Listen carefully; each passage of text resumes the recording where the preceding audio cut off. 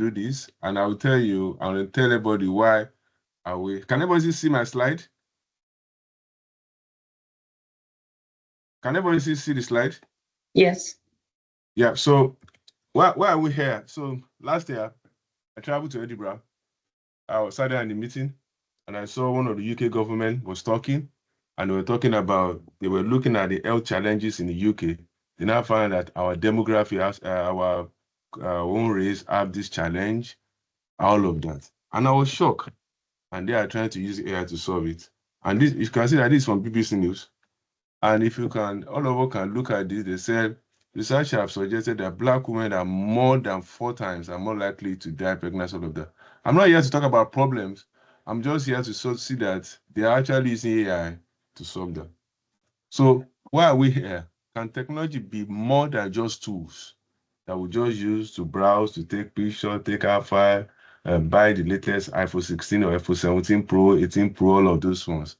Is that just all what we're going to use with technology? And at the back of our mind in CREED from day one, can we use some of these tools to create jobs?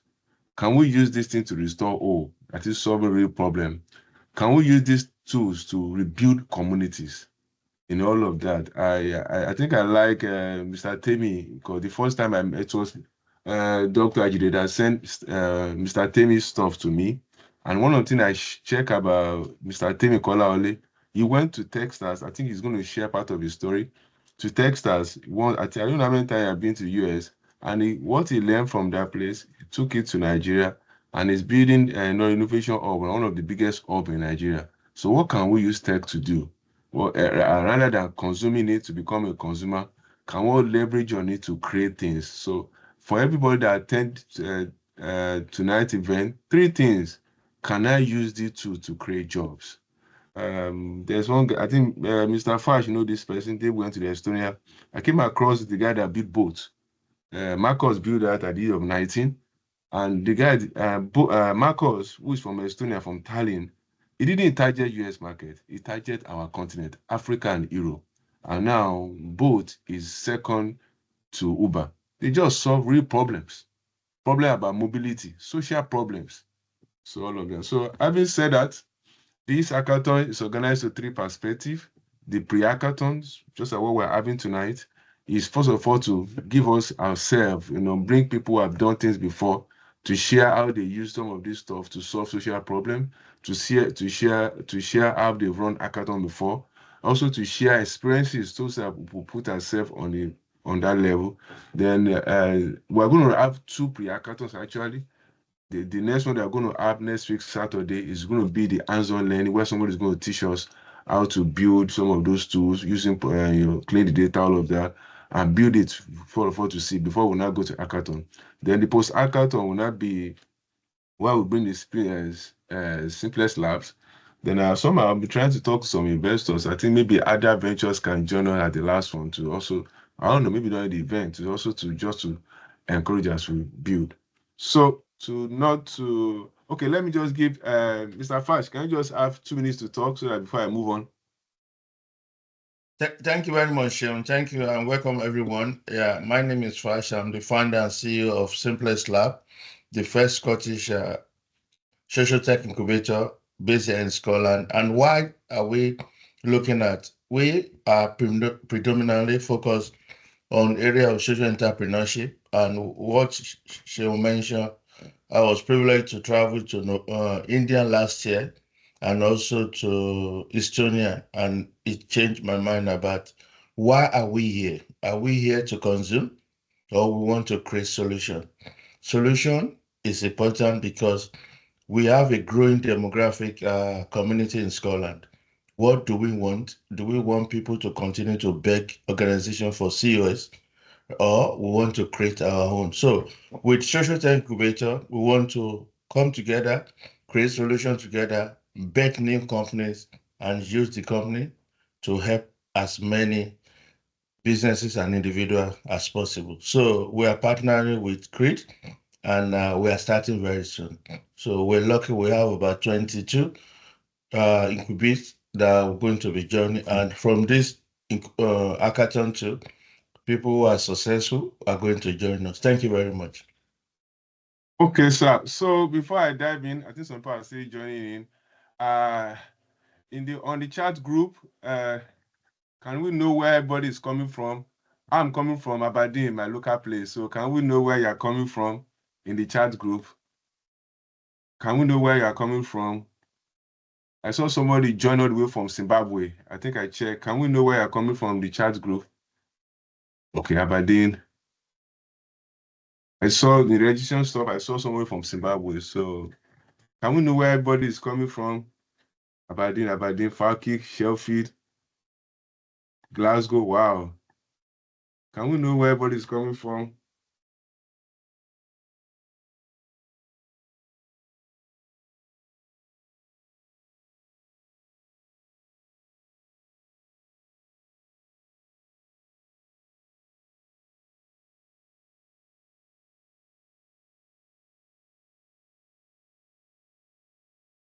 Two more minutes. Can we let's know where we come from?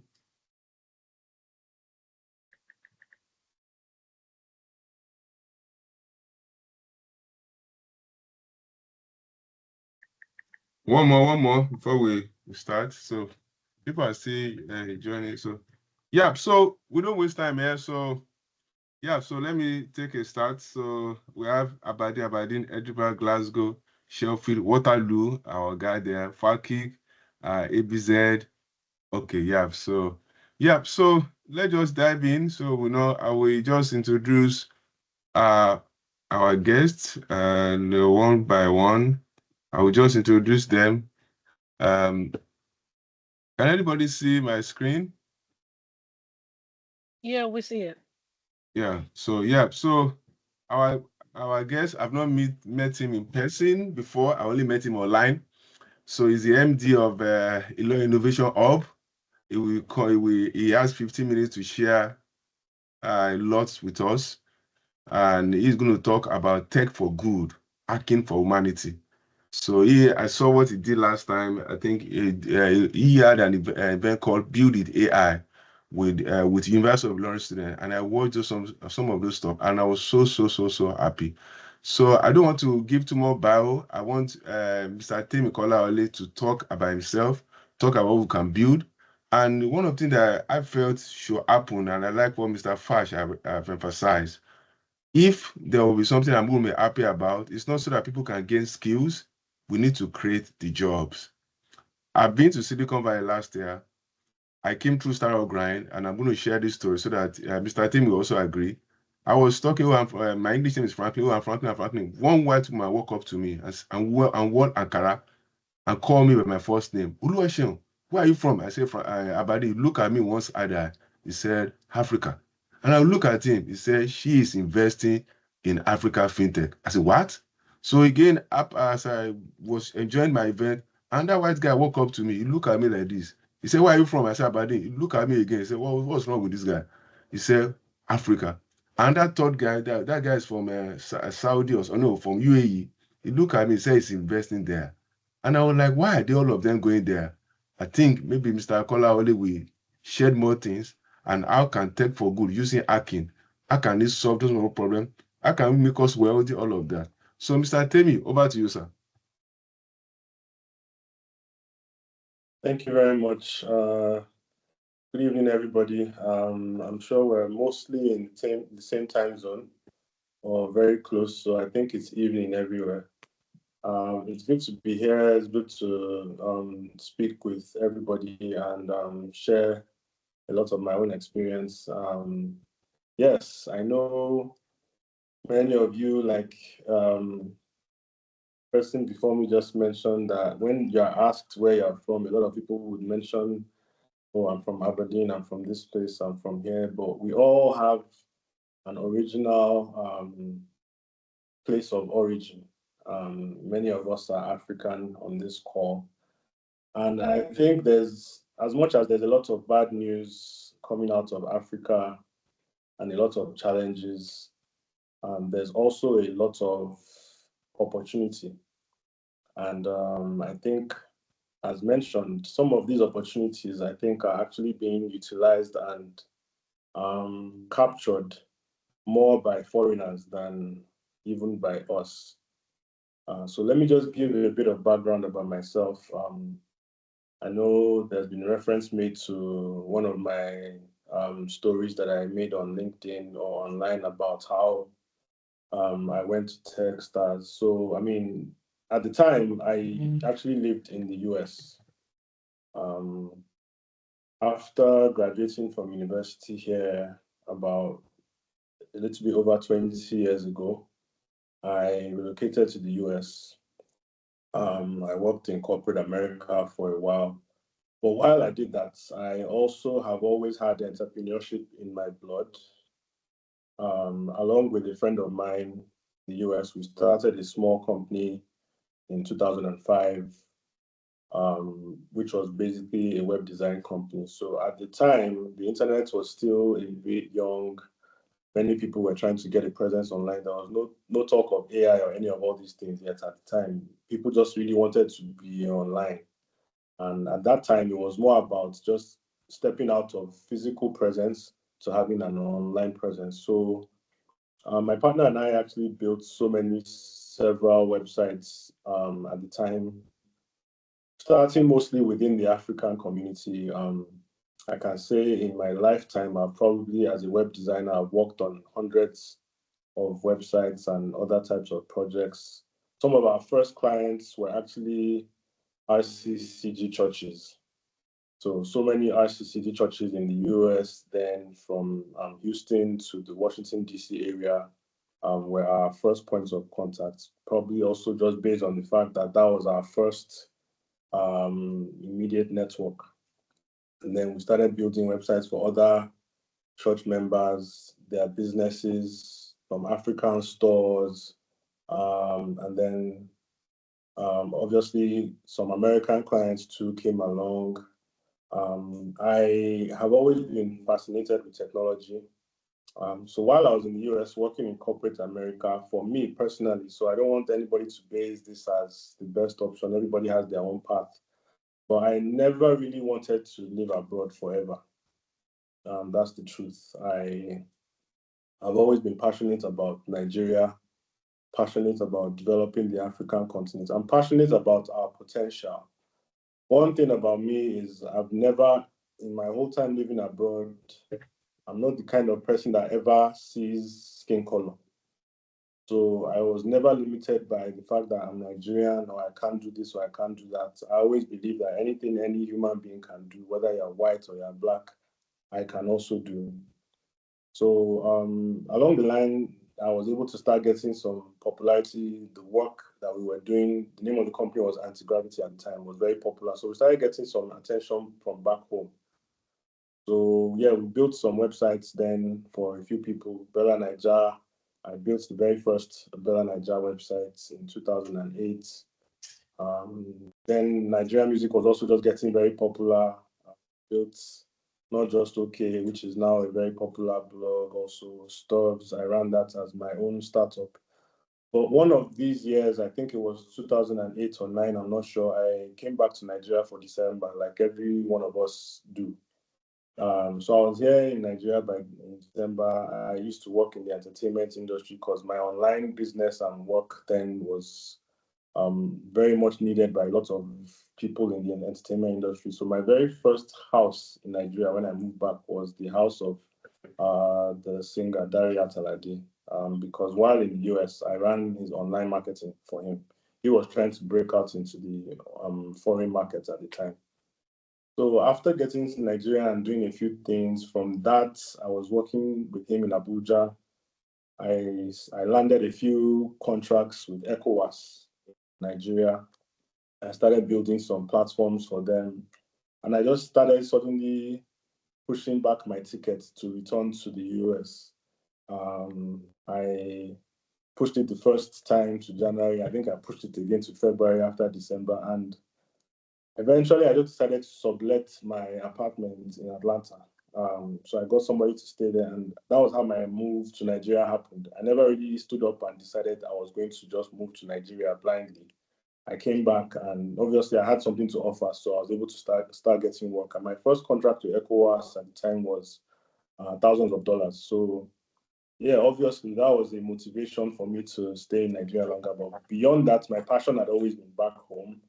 I'd always preferred the life here to staying abroad. So as much as we are all, living in Aberdeen in Scotland, I mean, I think the closest I've been to Aberdeen is probably maybe Manchester or Liverpool.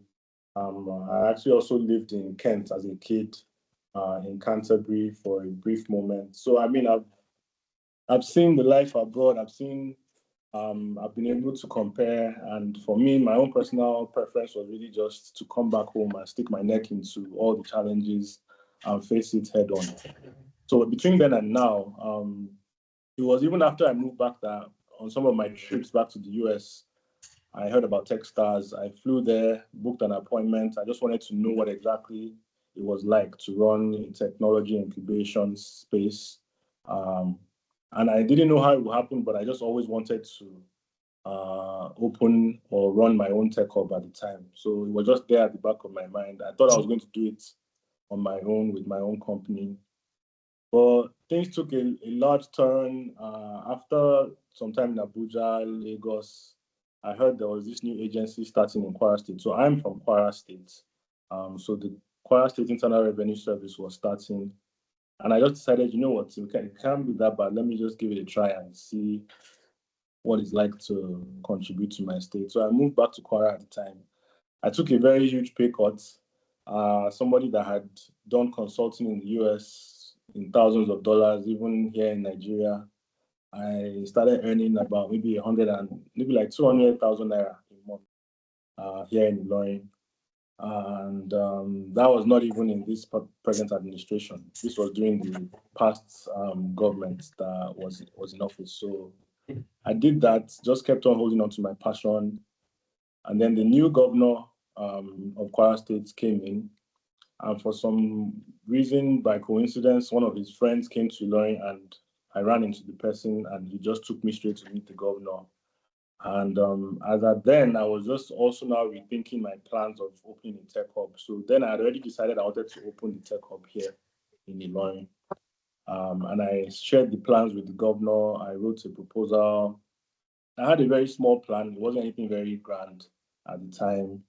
But he saw a bigger picture. He saw more potential and told me he would want to open a tech hub in the States for the States and that he was going to need somebody to drive it for him and he was looking for somebody to drive it for him. And my response was, so you're not looking for anybody, you're looking at him right here. I'm the person that will drive this for you. And we started planning it. It wasn't an easy process. It took about 4 years for it to come close to completion. Yes, Nigeria does have a lot of challenges and it's not for the weak at all. It's not a walk in the park. But I mean, every year I still travel to the US, which I consider my base still. I have family in Atlanta. So fast forward to 2003, we were constructing our building, but it wasn't ready. And we decided to just start some ecosystem building, some activities. And what I came up with at the time was to do a hackathon. And the hackathon was was targeted at solving problems in government. Because I was just wondering, like, okay, what is it that is new that hasn't really been done here that we can introduce as a new impactful initiative? So we held our e-government hackathon in 2003, and it was a very huge success. It made me discover that there's actually a lot of very good talent here in Nigeria, a lot of very young tech talent that are hungry, have a lot of ideas, but many of them just don't have the right opportunity or resources to bring those ideas to life. So the hackathon was really just not even meant for just selecting winners alone, because for every competition, there's always focus on what's the prize and try to win. But it's a whole experience in its own. It's a way of meeting people. So many teams were born that day. It was a 3-day event, actually, where we had people in a huge hall non-stop. We were feeding them 3 meals. We even had mattresses that we provided for people who wanted to take naps or sleep during the hackathon. And it was a very huge success. It was, according to some, one of the best events that have been held in the States. And not to take credit or anything, but I also try my best to ensure that I don't fall below the standard that I've seen around the world and what I'm used to. I try to make sure that it was exceptional, and it was. So several months and years after that, there was a lot of news about it. Thanks to the internet and social media, the news of the hackathon spread far and wide. And one of our sponsors at the time, IHS Towers, a huge corporation, ended up becoming our sustainability partner and is now the partner running the hub. It's now completed. It's the largest in West Africa, not just Nigeria. And there's so much potential. So we've also been able to attract partnerships with, let me say, UNDP. We have a partnership with the French government, and it's almost at the stage right now that so many other foreign governments want to come and get involved, and we don't even have enough space to accommodate all the potential partners that we can get. And it's been a very huge success. That's all I can say. So I think my story just speaks to the fact that there's reward in having dedicated vision, not just blind vision, but dedicated vision with consistency and persistence. That has ended up paying off for me. Now the hub has attracted, apart from the investment from the Kwara State government, IHS Towers has invested over $1 million in our hub so far. It's fully green. We can run without NEPA. We're not worried about anybody taking lights. And what I really dreamed the day I flew to Techstars. By the way, my trip to Techstars at the time was self-funded. I just bought a ticket and flew from Atlanta to Denver. I just had strong head and said, I want to go and see what's going on there. I didn't want to just hear about it or exchange emails with them. I wanted to go there and see with my koro eyes. And I'm able to say that what we have in Ilorin and the potential that we have, we're definitely going to be able to produce a lot of startups. By the grace of God, hopefully in the next 5 to 10 years, we're going to be able to boast of a unicorn from here, born here in Ilorin. And it's just really opening our eyes to the potential that we have back home. The difference between developed countries and underdeveloped countries is that there's so much more to do in the underdeveloped countries or the developing countries. There's so much opportunity. Most of the time, like I said earlier, it's foreigners that see that opportunity, that capitalize on that opportunity. While we might be running away from our country, we see foreigners coming in and investing, and we'll be wondering what's going on. So yeah, there's so many challenges in the country. Yes, we all know that. But I've never lost faith in the fact that one day Nigeria will be in the right hands and things are going to move forward, and Nigeria would actually be able to boast of being a country to envy. There's a lot of uncertainty in other parts of the world with AI, with potential job cuts. Everybody is scared. Everybody's looking for different types of sponsorship for jobs. I don't know what it's like in Scotland, but I can imagine that it's for any foreigner, there's also challenges with regards to being an entrepreneur. Sometimes we all get stuck in that corporate cycle of just working and working and working. That even though we might have dreams, we might have ideas and visions, we might not really have the time or resources to execute. So let's not forget about back home. I think that's what I really want to say. There's a lot of potential within the urban and commercial areas. I mean, everybody in Nigeria is using transfer services, fintech services every day. Now that AI is popular, I think Nigeria is one of the highest consumers of artificial intelligence right now on the continent. And there's a wave that's going on too, where a lot of people who are not even from Africa but are Black are starting to associate more. Even non-Black people are associating more with the potentials that we have in Africa. They can see through the challenges. And believe me, one day I do believe that we're going to be delivered of some of the biggest challenges we face, like electricity, like insecurity. I really, really want to believe that there's a brighter future for Africa, for Nigeria.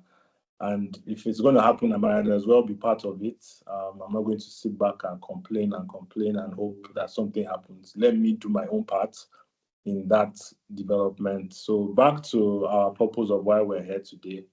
I think for hackathons, tech is really the biggest tool that can be used to solve problems anywhere. That's the honest truth right now. Tech is no longer a sector, it's a tool to solve real problems. So for example, one problem that I might be facing right now is there's so many people that walk into the hub unannounced. They just walk in, everybody just comes and says, I want to see the MD, I want to see the MD, I want to see the MD. I myself, without even engaging anybody, have built a small visitor management app where we can actually put a phone in the hands of our receptionist or security at the gates, where anybody who's expecting a visitor can enter the visitor's details. If your name is not on the list, you don't have any business coming in. If you want or you really need to see somebody, call the person, ask the person to add you to the visitor app system so that they can see it and allow you access. That's a very simple example. But there's much bigger problems that we also have. Education, we're still behind in that aspect. We definitely have to be able to solve problems there. Healthcare, artificial intelligence now has been able to diagnose diseases and solve problems much better than some doctors. Technology does not get tired. Technology doesn't have to run home to go and meet his family. Technology does not have any moments where it's depressed or down. Whatever instruction is given and however way it's programmed, that's exactly what it's going to do, and you still get results. So hackathons are really launch pads. They are targeted and focused launch pads to solve particular problems. They're a safe space for experimentation. Using our case study, we were able to build a few applications, for example, for citizen feedback. How does the government know what the people are thinking? How does the government know what the people need? Technology can solve that problem without people having to travel down to see a government official. There's still a lot of paper-based systems here in Nigeria. I know it's not like that over there, but we're trying to solve that problem too by using some platforms built to solve the issue of tracking and storage of memos. We might not be able to go fully digital yet, but at least we can find a hybrid in between paper and digital. Identification, being able to have digital IDs. So for hacking for humanity, yeah, you wonder, you say, whose life is it going to improve? Whenever a problem is solved, the size or the magnitude of that problem and the amount of people that have or share that same problem is what can really translate into the commercial value of that problem. Like was mentioned earlier, to Bolt, even though there was already a ride-hailing app, Uber, Bolt was able to start in several other cities that Uber had not gotten to at the time. I know some people in the UK that have told me that they live in some very small towns in the UK where Uber is not available, Bolt is not available. There's still so many untapped areas. There's some people that have to walk very long distances to get to work. There's so many problems that can still be solved, and they don't even have to all be global problems. Problems can be solved at different scale. So tech is definitely a tool, and with artificial intelligence now, I know you said the next hackathon will have more information about exactly how to build these solutions. But with AI right now, you don't even need to have technical skills or be a programmer to solve a problem. There's tools right now where you can just tell it via a prompt what you want to build, and within a short time, you already have your solution. So technology is the biggest driver of development. Yes, the West seems to claim and think that they're so developed, but all you have to do is go to somewhere like Dubai. Almost the entire country, all their processes and activities there are fully automated. It's very impressive. If you go to somewhere like China, you'll be shocked at what is being done there, how technology has transformed the lives of people, how technology has created jobs. Now you don't need to be physically present where your employer is to be able to earn money. You can be anywhere in the world as long as you have an internet connection, you can work. So many people here in Ilorin, for example, are earning money in dollars, in foreign currency by just being here. And the huge difference is people in places like Nigeria, if they earn foreign currency, they don't have the same burden of taxes and bills, rent and mortgage and all those things to pay. So for them, it's almost like very free money.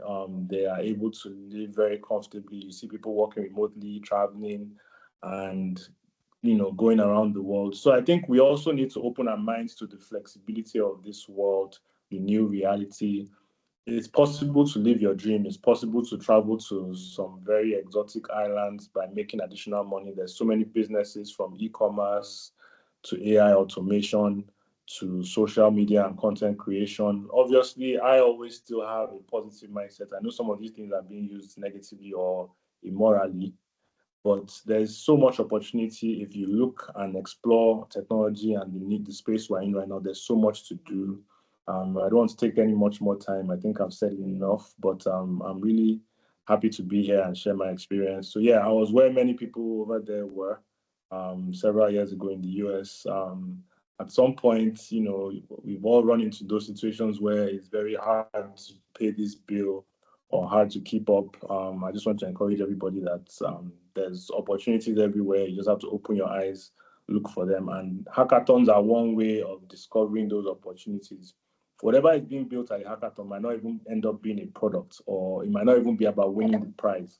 But that experience and exposure is one thing that I think everybody will be able to gain from. So thank you very much, everyone. I hope I've been able to add a few things and a little bit of knowledge to all of us listening. Thank you. Yeah, thank you so much, and thanks. Honestly, I didn't even know that you have run hackathon back in Nigeria. I didn't even know, honestly.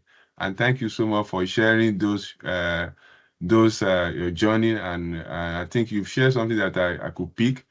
You know, people normally come to the hub. You created something simple that can organize, something that look like Calendly or something. Does it look like that too?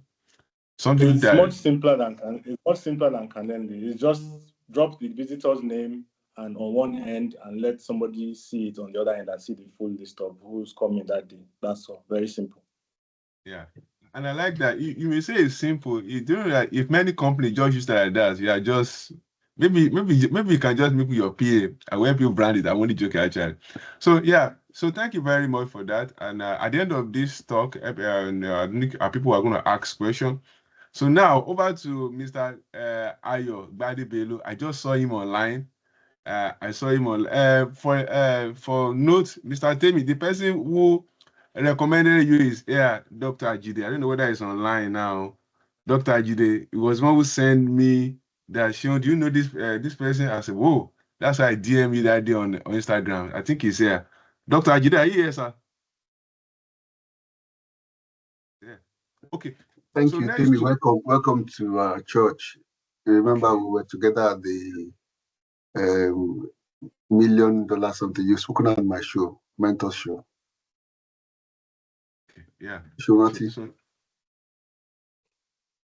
Don't worry, just yes, I was even looking for you, sir, on the user list when I first joined, so I remember very well. Don't worry. Okay. Thank you so much. Thank you.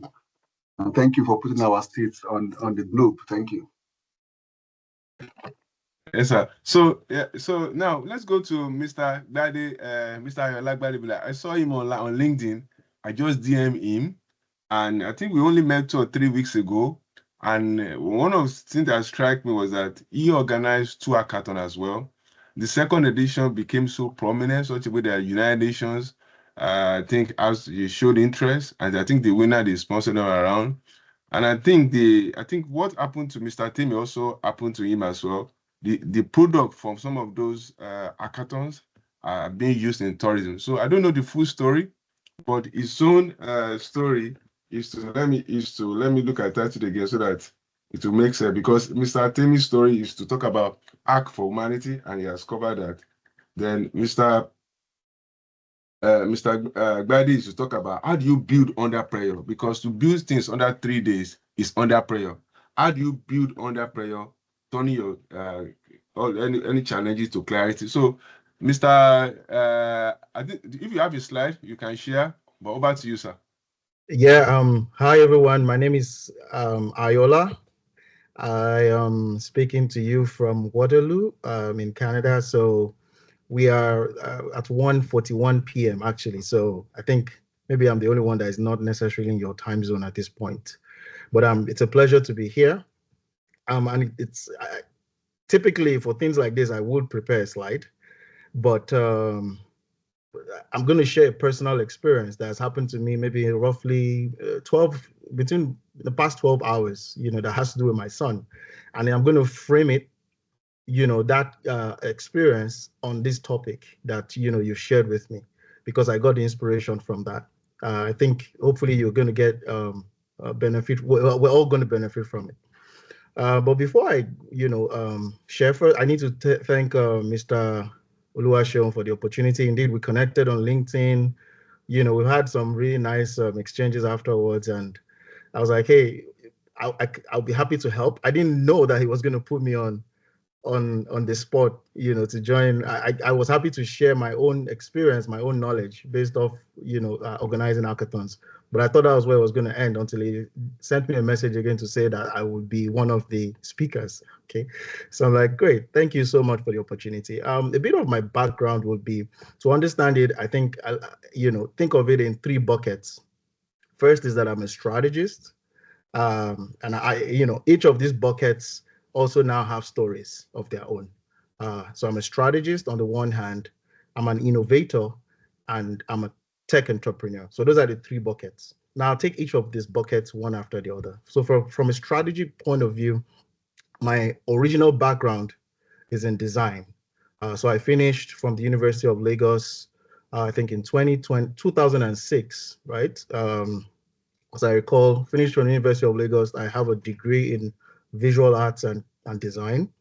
I went for youth service in Enugu, and much later Lagos in 2007. So my first, official experience working was in 2008. And I established a career in advertising. So I worked here in Nigeria for a few advertising companies, as a designer, much later an art director.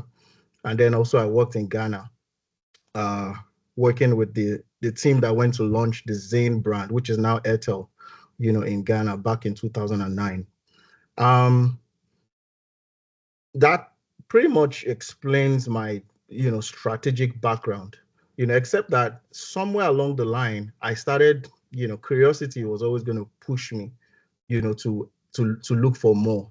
And the more for me was, what fueled my interest in technology, because it was like I could create. I didn't necessarily have struggle being a creator, but I wanted to do more. And to do more, my research took me into technology, and I started exploring. It was just about the time when Konga was about to come into Nigeria. I remember meeting Sim Shagaya, and we shared the ideas about how to launch the e-commerce startup back then. To cut the long story short, it was around that time that I also now started my own consulting firm called Bedouin. For me, the thought about Bedouin is pretty simple. The name Bedouin was inspired by the people of the desert. If you know the people of the desert, the thought for me was we're all as business owners, entrepreneurs, managers, or whatever it is. The goal for us is actually to squeeze water out of stone, if you may, right? And there's no other group that embodies such a mentality than the nomads of the deserts, as far as I was concerned. So because I'm thinking about these guys that are faced with so much strife, so much climatic shifts, so much difficulty, yet they still maintain that terrain. And when we think of the desert as well, we know that the goal for anyone that is maybe stranded on the desert is to look for water.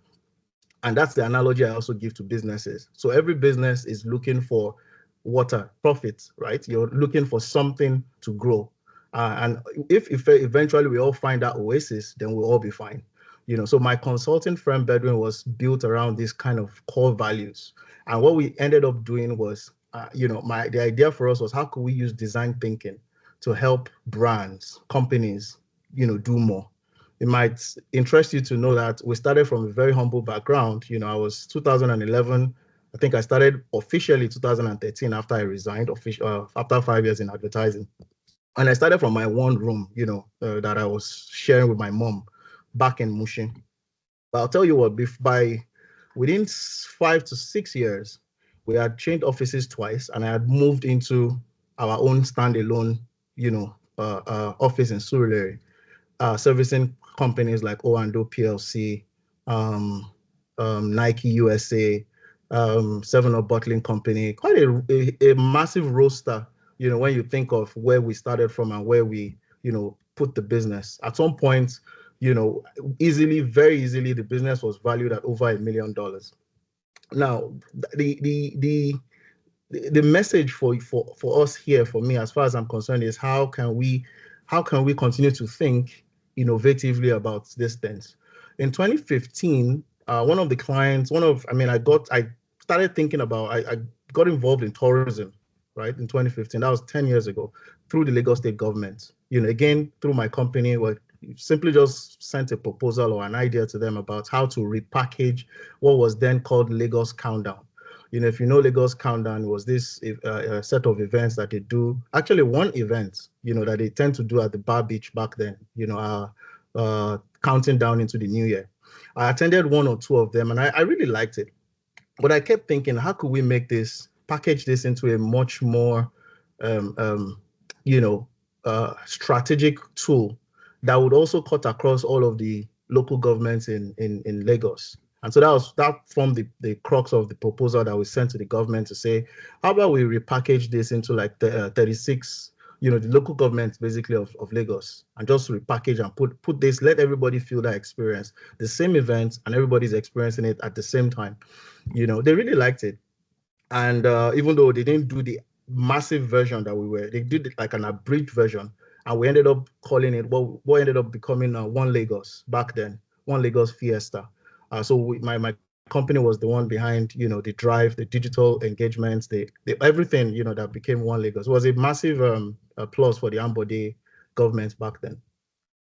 Fast forward to 2017, and you know, I got a call to come replicate something similar for Nigeria, essentially through the Nigerian Tourism Development Corporation. Basically, create a tool that could now become like the strategic vehicle that promotes tourism, you know, across Nigeria. That was a pretty massive, you know, portfolio. But I can comfortably tell you that for the past 7 to 8 years, you know, we designed a tool or a brand called Tour Nigeria. If you Google that online, whatever digital footprint you find, you know, be it working with Google, through Google, or working with the government themselves, you know, that was my company driving that as well.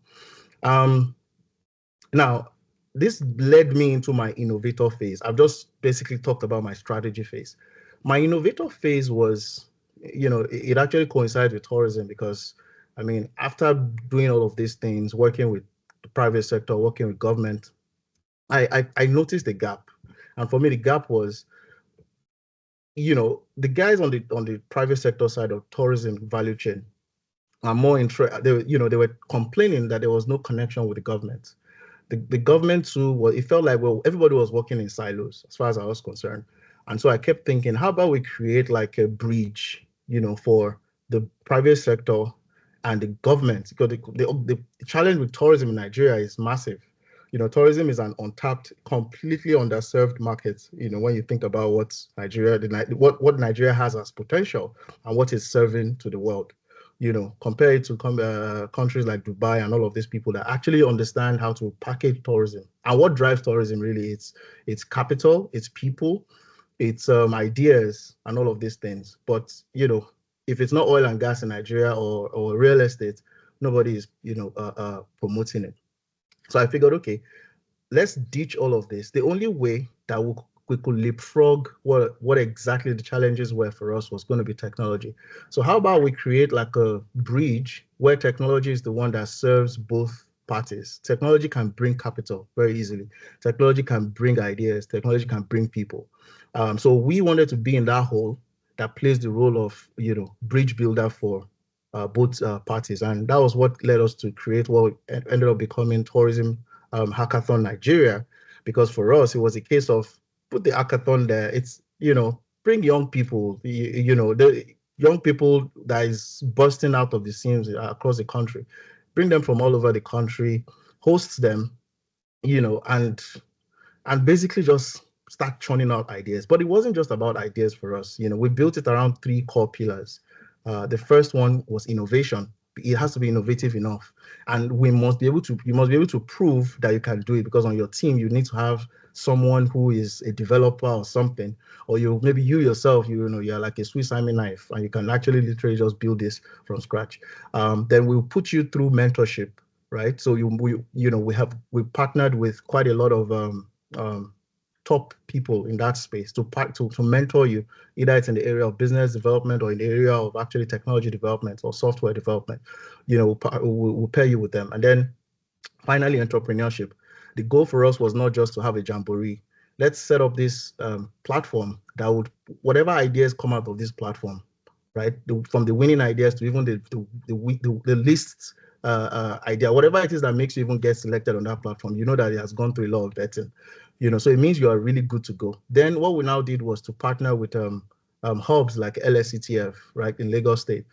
So to say, let them go through like an incubator. No matter how great these ideas are, they still need to understand the business of what they're about to build. So the winning team went through like an incubator with LSETF. We've also partnered with Get Funded Africa. Their own hub is in Abeokuta. So effectively we did this across 2 different editions in 2022, and in 2022 at the National Arts Theatre, and then 2023 at the Eco Hotel and Suites. And like Mr. Oluwaseun mentioned, it got the attention of the United Nations Tourism Organization, and it really scaled from there. We're talking impacting over 150 young people. About 10 different startups have gone through the program, where the most recent one, just came back from a trip to Zambia, having been selected as a speaker for the 2nd UN Tourism African America Summit, which held recently in Zambia. I think it was last week or so. The first one being the one I actually attended last year. I flew to Dominican Republic to represent, to speak as a panelist on that platform. And the third bucket, for me would be my entrepreneurship bucket, my tech entrepreneurship bucket specifically. And specifically, I'm talking about me having founded 3 different startups. 2 of them I started in Nigeria. I would say I started it, 3 of them actually in Nigeria, but 2 of them I tested, between 2017 to 2020, before resting them. First one was in print technology, and the second one was in ed tech. And then I moved to Canada in 2023. That was 2 years ago. And I'm currently pursuing a master's in business, entrepreneurship, and technology at the University of Waterloo. Now I'm doing side by side building my 3rd startup called Keen Trace. What Keen Trace essentially is a digital storytelling platform that leverages artificial intelligence and machine learning to help families preserve their legacies, their culture, their stories, their traditions. So basically using storytelling to do this, and we're doing it through multi-faceted formats. So we're talking text, audio, video. You simply just patch it through the system, and the system can understand, because it's an intelligent system we're building, understand your story, link you to maybe your cousins or your nephews somewhere else that probably you need to maybe collaborate with. And at the end of the day, you guys create like a living archive for your family story. This journey started for me, interestingly, 8 years ago, but I think if I continue to talk about that, we'll spend a whole day. But if you want to check it out, it's at Kintrace, that's KINTRACE.ai.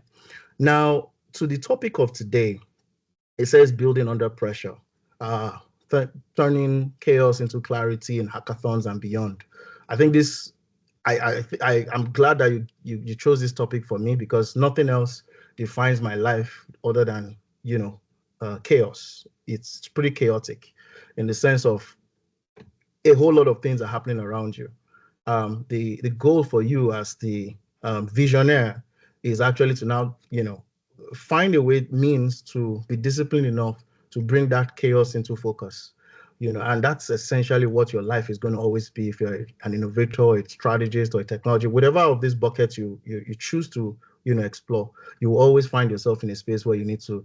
I love the fact that the previous speaker talked about a lot of things I could actually relate with. If you notice in his pattern, the pattern of his story, it wasn't so different after all. There was a bit of tension You know, he had to. He came back from the US. He came here. Came to Nigeria, came back to Nigeria, and then obviously started to, you know, figure out how to solve problems. These things don't come easy, but if you are diligent at it, if you are fastidious, you will end up, you know, becoming successful. Now, I did also mention that I will share a personal experience to let you know that this is what your life is literally going to be like. Like I said, if I'm going to attend something like this, I typically prepare like a slides, you know. But what if I told you that over the past 12 hours I've barely had sleep because my son, we went out to greet some friends yesterday for Easter. So we moved from like a 1 hour 30 minutes drive from Waterloo to London in Ontario here, and everything was fine. It was a great event. We came back home around 10:30 in the night and put everybody to sleep. And my son just woke up. He's 4 years old. He woke up around 11:30 and started complaining about his ear, his right ear to be precise. And since then, we literally haven't been able to sleep. You know, his ear has a pain in his ear and all of this. And I'm like, I just brought him back from the clinic a few minutes ago before this program actually started, because I had made my commitment and I needed to join. Now, that is the pure definition of chaos. Things that you do not prepare for, things that come from your blind spot, and it will always happen. You know, as an entrepreneur, as a technologist, you would always experience this. The question is, how are you now going to overcome these challenges? What's your game plan? What's your MO? What's your strategy to making it happen? The easiest solution for me is focus on your team building. So it's team. Nobody's going to see. Listen, no investor is actually paying you money for your idea. Your idea is worth nothing in the market. This is what they'll tell you in business school. From the blast of the whistle, your idea is worth zero naira, $0. It's worth nothing. No matter how much valuation or projection you do, it's not worth anything, because it's like a piece of paper. You know, it's just there. The question is, how do you then ensure that this idea you're building becomes valuable? And like I said, your focus should be on your team. Your team is what your investors, you, by extension, obviously as a part of the team, you guys are the ones that your investor, people are buying into. They're buying into your story. They're buying into your journey. They're buying into your life. You know, so put your product to one corner for a moment. You know, I know you like to think you're a genius, but set it aside for a moment and think about the quality of who is going to help you build this out. And hey, guess what? You don't also have to have all the answers. Meaning, you don't have to be the smartest person in the room. You don't have to be the one that knows all the lines of code. You don't have to be, so you can simply just find a way to delegate. I think one of my professors shared an insight recently to say the most ideal startup team is made up of three different people, three profiles: the hustler, the hacker, and the hipster. Now, let me break it apart. The hustler, think of the hustler as the word implies. I know Nigerians can relate with the word hustle. You're literally the one going to break your neck, break your head. You're the visionary. By the way, you don't necessarily have to be the one that came up with the idea to be the hustler. You could be any of these three people, right? So if you're the hustler, you're simply the one that is basically, I think of it like an operations person, the strategy person, the person that really, really knows how to, set the tone of the business idea. The hacker is obviously the technology person. Is the one that understands technology, knows how to build product development, those kind of people. That's the hacker right there. And the hipster is more of like your marketing person, like your go-to markets. This person understands the brand you're trying to build, puts in a lot of energy, and puts in a lot of energy into building, a go-to market strategy and all of this kind of stuff. That's essentially the core of your team, right? Now, as I said earlier, you can be any of these three, or you can be everything. But it would be most ideal if you had this kind of people on your team, because you can't do it alone, right? And so when chaos comes, go to your team. You guys should, brainstorm. What are the ideas we've got?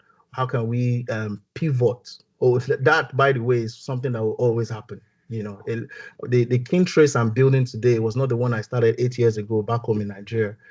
Back then I was building kin trace for Africans in diaspora after I found a gap, in this space. But I then moving here to Canada, I then found out that the problem was much wider than just building for Africans in diaspora. And, I pivoted like 2 or 3 different times to what we are currently now building. So you need to improvise, you need to adapt, be very adaptable, and you need to think on your feet. These are the type of mindset that you need to have for you to be able to actually survive and build, when it becomes chaotic. Your hustler, you could be when you're doing your hustle, capital will always be a problem. It's like a lifelong complaint of almost every founding person. How do I get funding? Where do we get funding from? All of these kind of things, right? So what happens if you don't have enough money, or what happens when your runway is getting short? You need to think on your feet. You need to find a way to bootstrap. You need to find creative and innovative ideas of how to actually generate money. Is it from your friends? Is it from family? Just do something to plug the gap whilst you are still building. As long as you believe in that thing. For the hacker, your line of code, no matter how much of a genius you are, thank God for AI these days anyway. Or even with AI, you still need to put some, thoughts to it, right? Your line of code can break. We often see it all of the times using one particular app or the other. Something happens along the line. Oh, Twitter has shut down, or Twitter is not working today. That's code defying the law of gravity, if you may. What happens in that situation? Everybody has to start running around to try to fix the problem. This would happen as well. The hipster, your presentation, because again, I'm expecting that you understand these 3 core principles of what hackathons are about. Hackathons are not just, like I said, jamboree side of things. It's not like you're just going there to go and drink coffee. You're going there to build. You're going there to build a product that would become sustainable. And to have a product that becomes sustainable, you're talking capital, you're talking code, and you're talking the hipster person that wants to now present. You want to present on the stage, and then you forget your lines. That happens, right? Because hey, we're not all geniuses. You forget your lines on stage or something like that. Or maybe on the day of your presentation slide is not working. What do? It just goes to show that you must be prepared for all of these eventualities. And when they do happen, you should have a backup plan. And your backup plan should always be, first, like I said, defer to your team. You guys should don't prepare for all the good times alone. Prepare for the worst case scenario. What if the slide deck doesn't work? Can I do my elevator pitch in 30? Can I do it in 1 minute? Can I do it in 3 minutes? If they say we should pitch for 7 minutes, can I complete this in 5 minutes? Basically share what I need to share. Let them get the message. The audience, as long as the audience gets the message, they connect with you and they understand your story, then you're good to go. I think for me, these are my tips for whoever it is that is trying to build under pressure. Pressure is always going to be there, but make pressure your friend and not your enemy. Thank you very much for the opportunity. Wow, thank you so much. Thank you for what you have shared, and I thank you. And and one of the reasons why we are having this pre-hackathon stuff, we just don't want to just go to this hackathon. We are going toward this hackathon with, I think, 2 purposes, right? No, it should be 3. 1, people to build skills, but we're not too happy about that one. Everybody can learn skill. One of the second thing we have to go for is to solve problems, which is fine. That's not the main goal. The real goal is actually to create jobs. But if people does not know some of what you have talked about, there's no, and I'm happy about what you and Mr. Temi have emphasized again. This is not jamboree. We want to go straight to it. And I want to pick some. I think you guys have shared a lot. We just hope that everything is just going to turn out with more and more. And I'm happy that the attendees have learned so much. So thank you so much. So please still be on the dial. And I don't. Maybe I'm still going to talk to you. Maybe after this call to ask after how is your son. And thank you for this sacrifice. Thank you so much. Yeah. So the third person is a good friend of mine. I knew her before. I knew her in Aberdeen, so she's moved with her family to England. And one of the strange things, and maybe before I go there, the people on this call will be like, why did CREED bring people, Temi, who is building things in Nigeria? Why is Mr. Gbade, who is building things about Nigeria? We're supposed to talk about UK, right? How to claim the whole market, how to clear the whole market. All of you permit me to say that you can build anywhere for the whole world from wherever you are. We don't need to step into any part of the world to build things. Where the market is where the population is. And if you stay here in Aberdeen and find that maybe there's problem with the health sector in Nigeria, you can build it here and scale up all around. You can also build something here as well. But we just felt like, let's hear from people who have done it and hear from it. So the last person will not balance the equation. She's Mrs. Tolulope. She attended our Green Lodge pad. I think, is that many years now? Is it 1 year or 2 years or 1 year ago? And then she has attended a lot of events here in Aberdeen. She will tell you what it means to have negative feedback.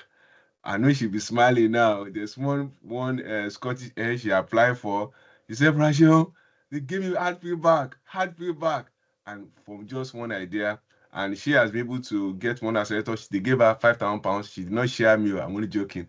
And from there, based on solving postnatal depression, even at an idea, she will share. She has won £10,000 Innovate UK. So if you have an idea, if there's a problem, and you can use AI to solve it, there are a lot of fundings there. And maybe I need to show the slide that I show in the beginning, so that how can I? Okay, I think it's fine here. Can anybody see my slide? Yeah, we can. Yeah, I want to show everybody this. Oh shit, what am I doing? Yeah, so I attended one event in Edinburgh last year, and they talk about how to help the women, especially our color. And they said the data is showing that our women having challenges, and they're using AI to solve that. We should solve our problem. We should. And permit me, and they are also using some of these tools. I just feel like sharing that there are a lot of things that they're actually doing actually. So she's going to talk about that, and she's going to talk about the challenges she has faced. She's going to talk about lessons she have learned, and I'm happy that the first two speakers were down to her. So over to you, ma. Thank you so much. Thank you so much, Dr. Sheon. Thank you so much, everyone. Thank you, Ayoola. Thank you, Temi. I mean, it's difficult to follow after you have hit all the nails. Like, someone's hit, the first person hit the nail, the second person hit the nail, like the nail's already in the wood. What else do you want to do? Maybe probably make sure it doesn't come out, or it's not bent. But I'll just go ahead. Thank you again for the honor to be able to share my story.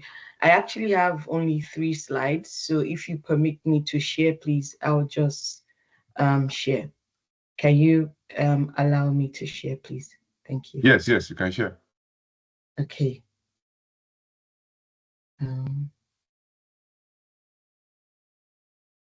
Share.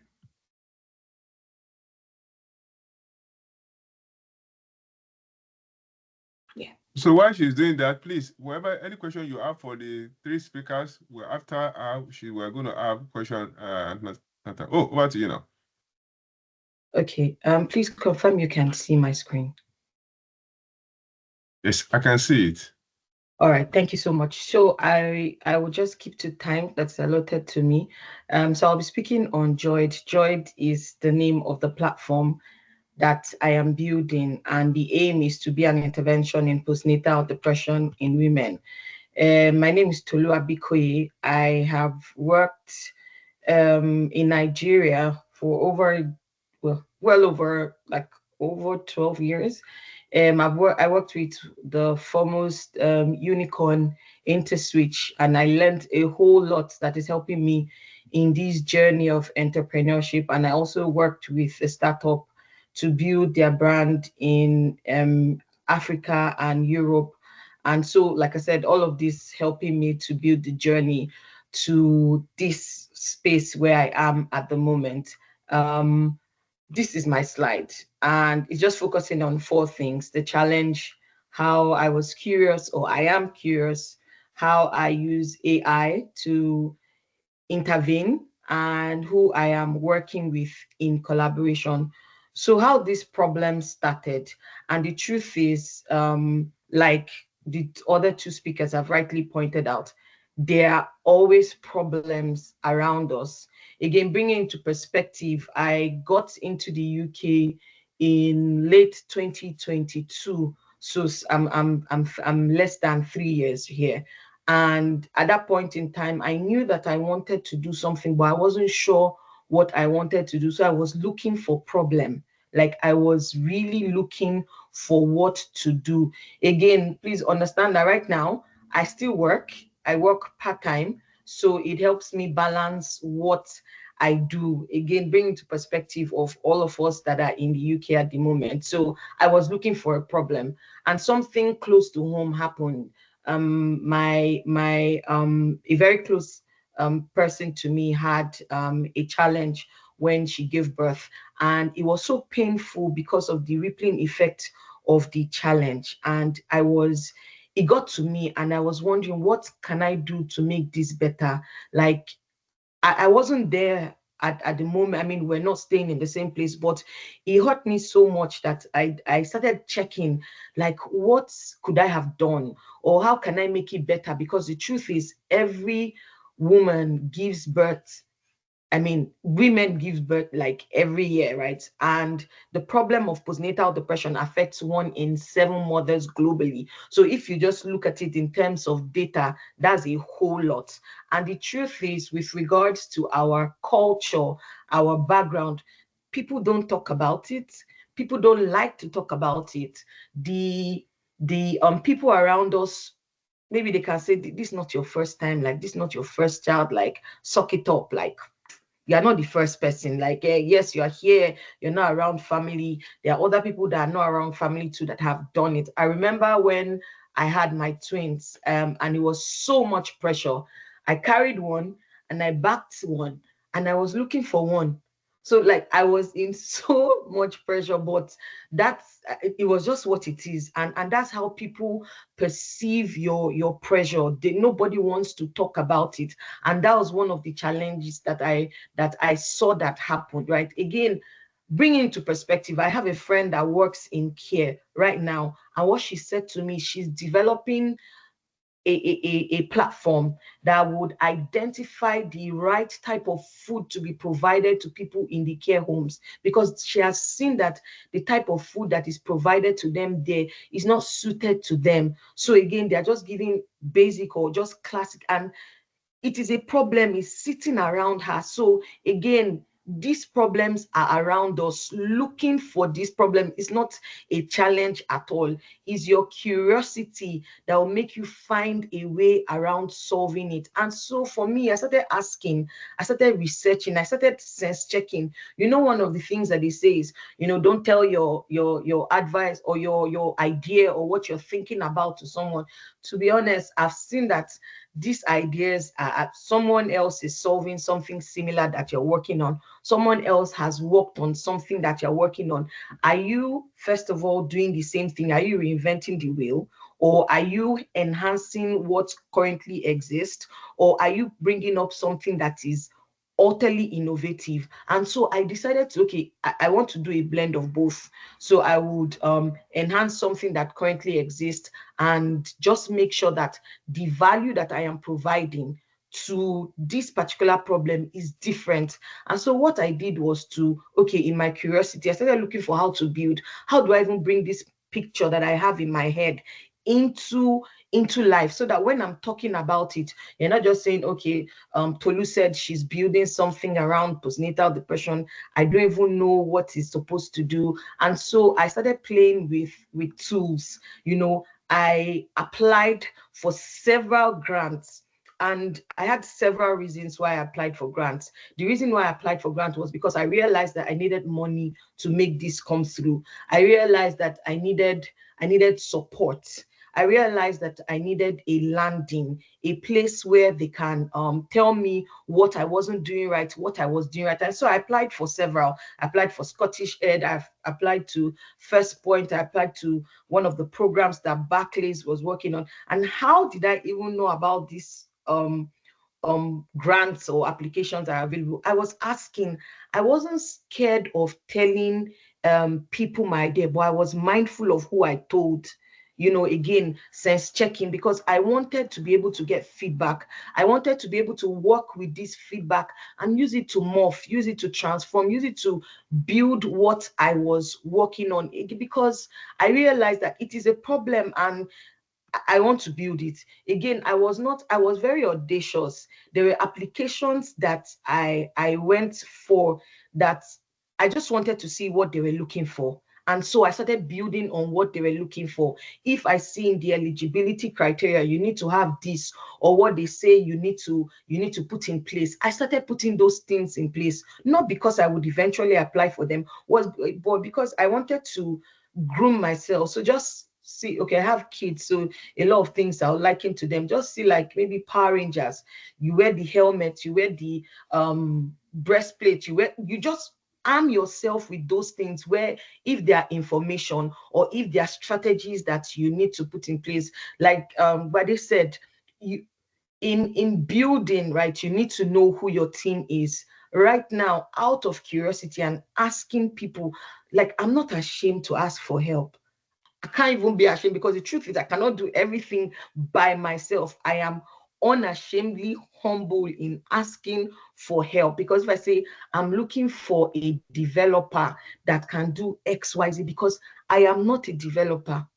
In my curious state, again, I joined a build to use AI, to code and just build something to develop, because I wanted to be able to speak from a point of knowledge. When I'm telling you about what I'm building, I'm not just saying it from the problem, I'm saying it with an understanding, even if it's baseline, of what I am using to enhance the solution, on what the problem is, on what currently exists, and how what I am building is better, right? And so I joined, I think about two. It was a hackathon. Well, no, it wasn't a hackathon, because it was for 3 months or 2 months, 2 and 3 months. And so what I realized after joining is that I cannot code.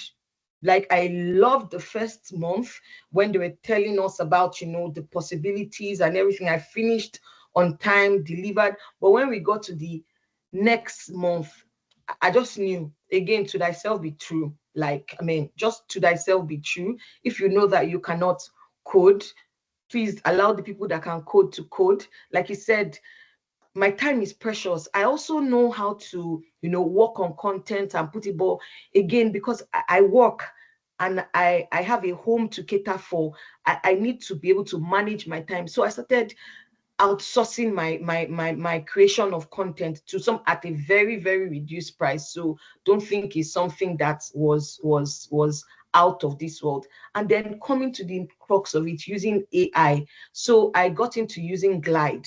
Glide is an application that is out there that you can use to build an MVP quickly, like very good. But when I finished using Glide, the outcome from Glide did not replicate what I had in my head. It did not give the vision that I wanted to project. I had already done a prototype using Figma of what I wanted people to see. And so when Glide did not work, I went to Bubble. Bubble is another app that you can use to build. But as with coding, I got lost in Bubble, so I left it. I tried Lovable as well, but again, I'm just trying to say, in my curiosity and my need to impute all of these things into what I was building, I did not stick to a particular place. Also, to buttress the fact that this idea that I started with, I started with it in July last year, and we are here, we're building already. And I would say what we started it with is not what we are building right now. A lot of things have happened in the journey of what now, more than 6 months, almost 9 months. And that's what we're using to morph.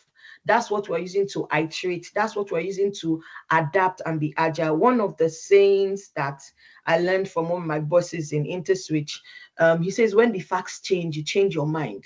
And that's just the truth. So I tweaked it a bit. When the facts change, I don't change my mind completely on all the facts. I just selectively change my mind, because there's no point in sticking to something that would not work, or something that the market is not ready for, or something that the product is not fit for the market. And so again, be agile, be flexible, try things, because what you get out of it is feedback. What you get out of it is how not to do or how to do. Again, all of those signs point you in the direction of where you be going. Lastly, collaboration. I surround myself with positive people. I surround myself with positive community. If you start telling me things that are negative, I would not instantly, stylishly just move away, because the truth is it can be done. So in surrounding myself with positive people, in fact, that's how I met Dr.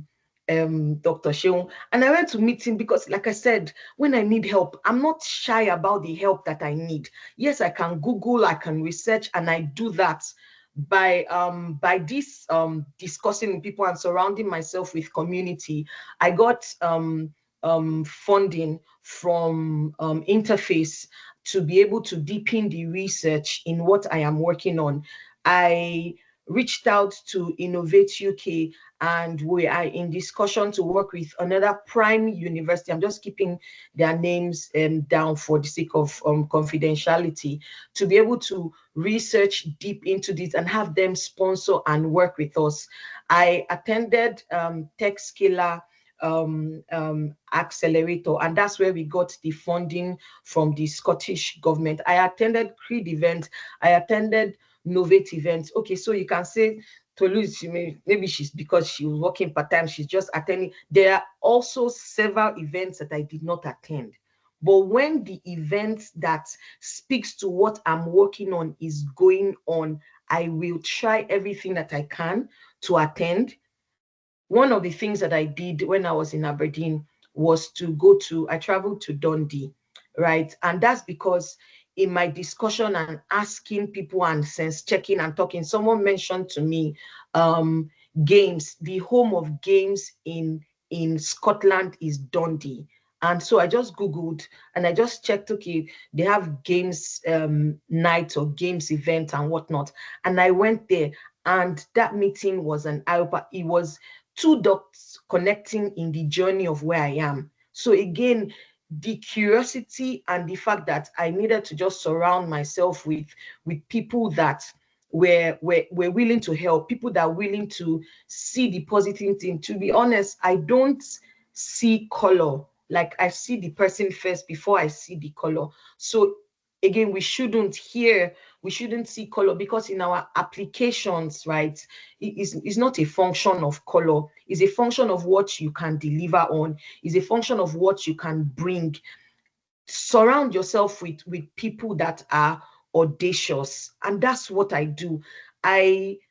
Once I see anything that has to do with health tech, you have just gotten me. Once I see anything that has to do with games, once I see anything that has to do with AI, and these are just components of the app that we are building, right? Once I see anything that has to do with, I am very interested. And because I talk about it a lot, people send the information that is relevant in that perspective to me.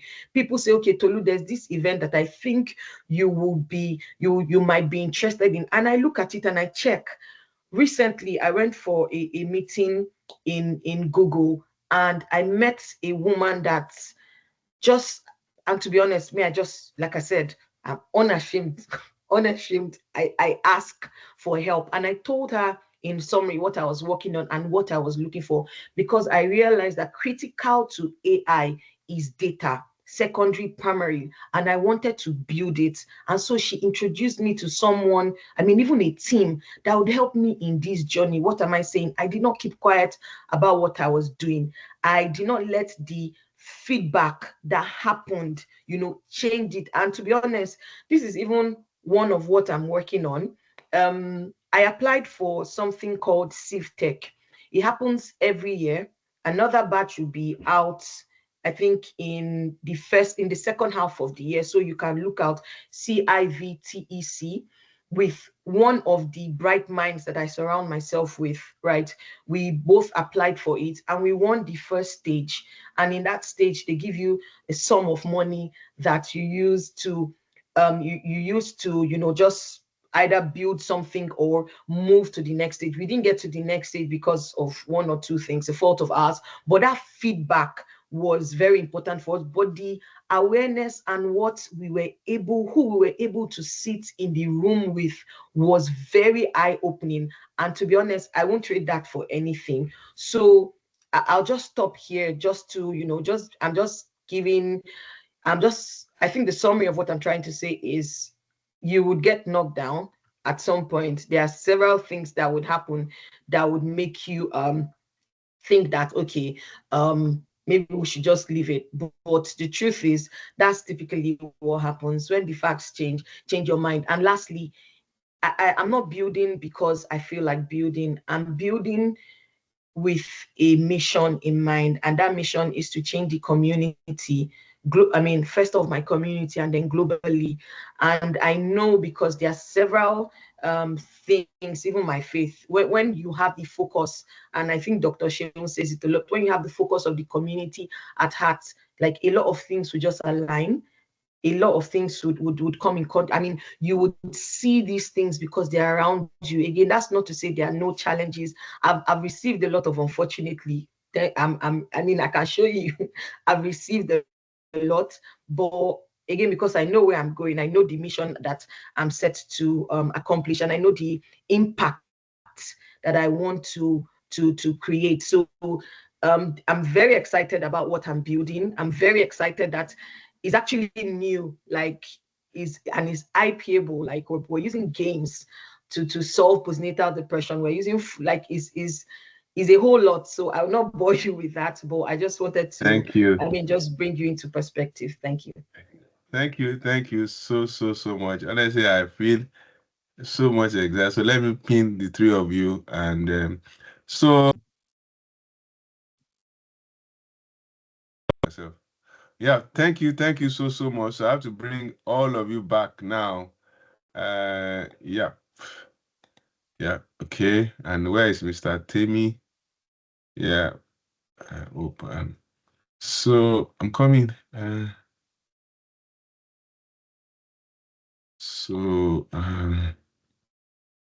coming just to scroll down. Okay.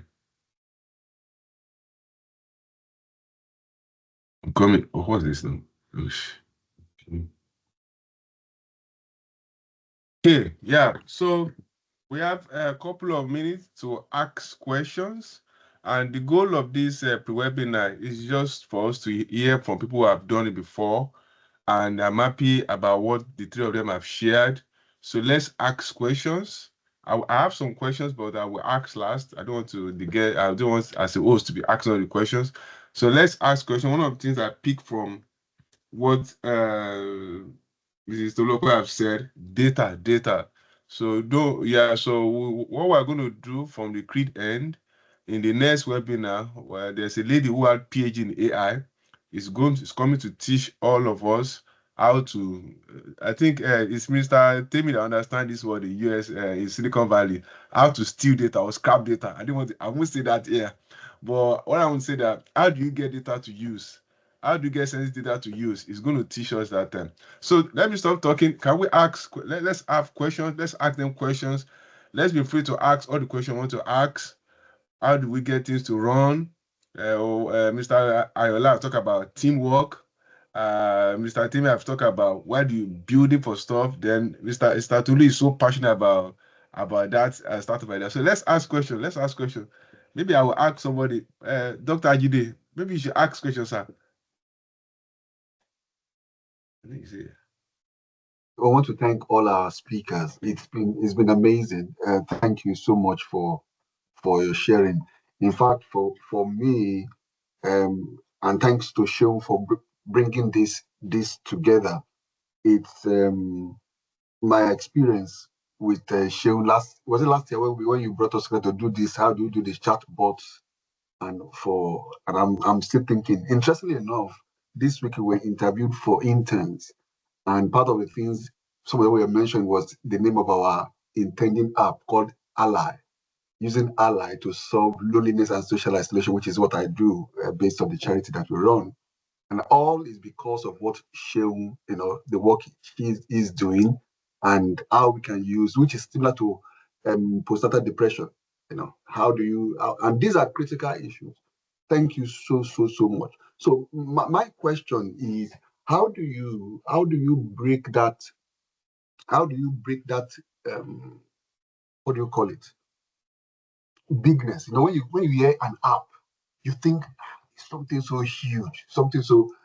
Even for me, and I'm thinking, what is Ally? It doesn't make any sense. How do you break that, become real, and believe that whatever small idea you have, it can actually scale and make global impact? I think any of you can answer.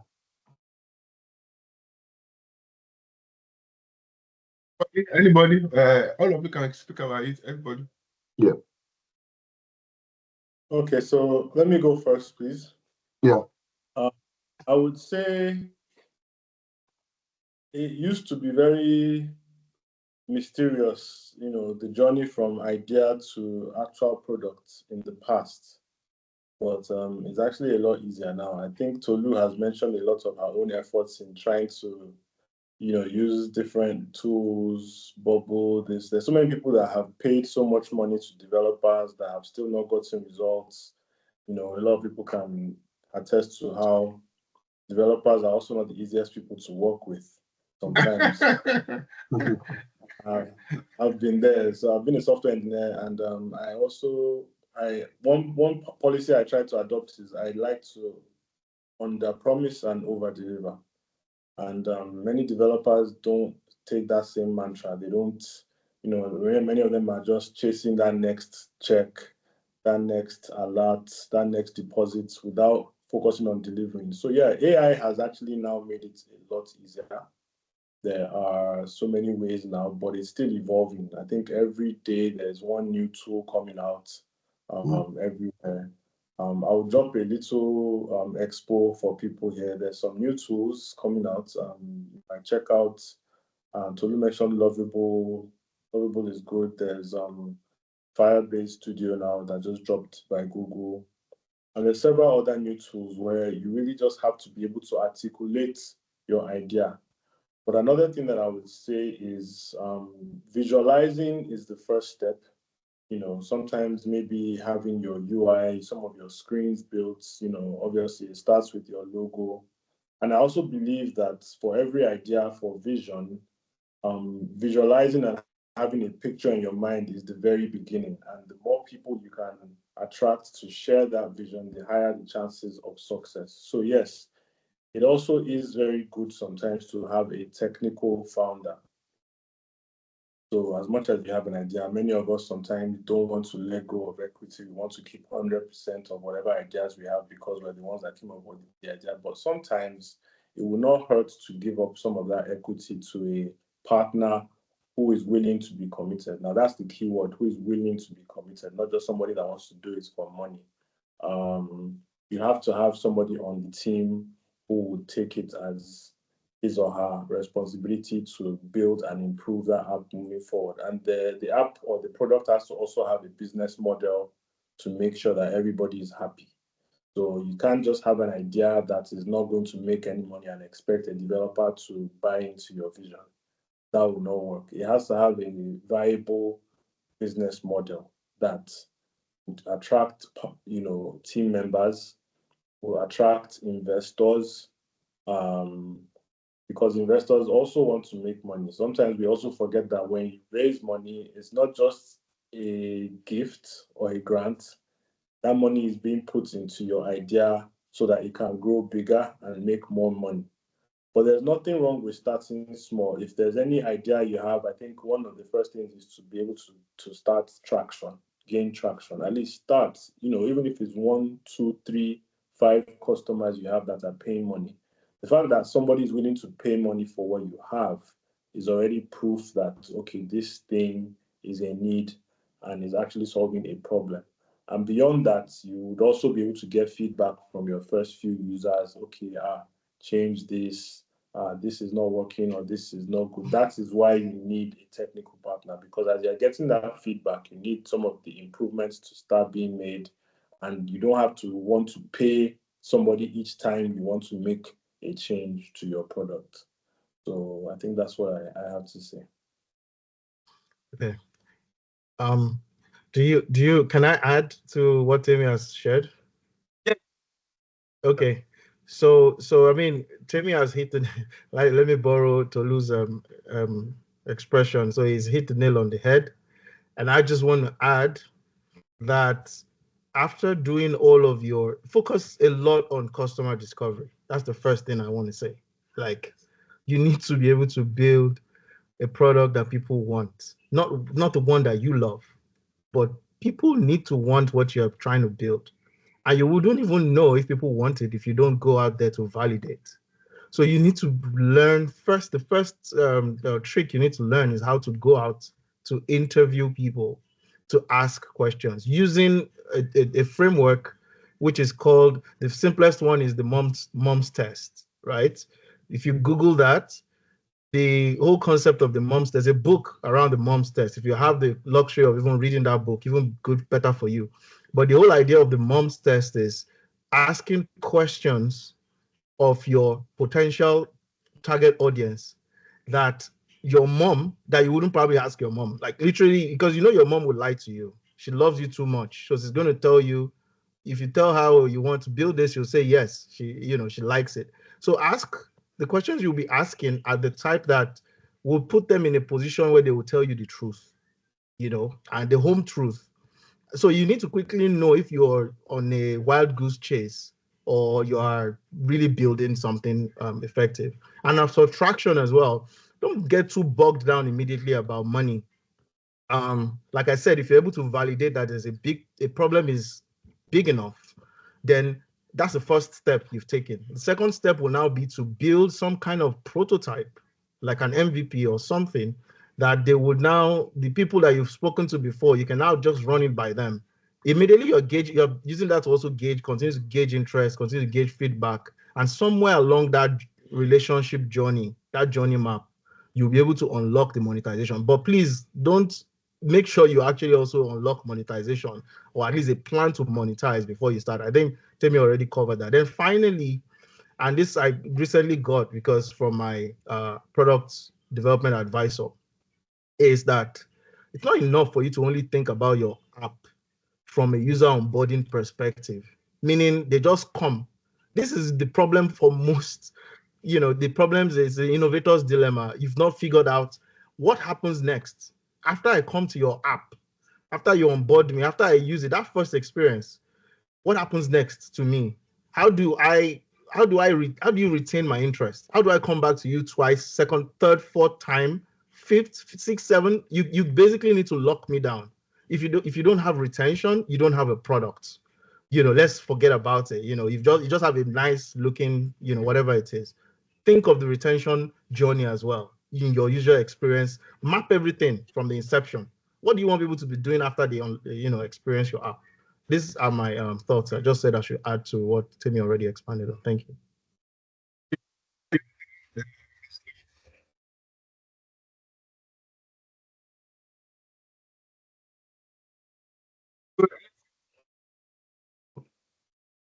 To add to it, No, the nail, there's no nail to hit anymore. yeah, thank you so much. So I think we need to hear from a soft gender, female gender.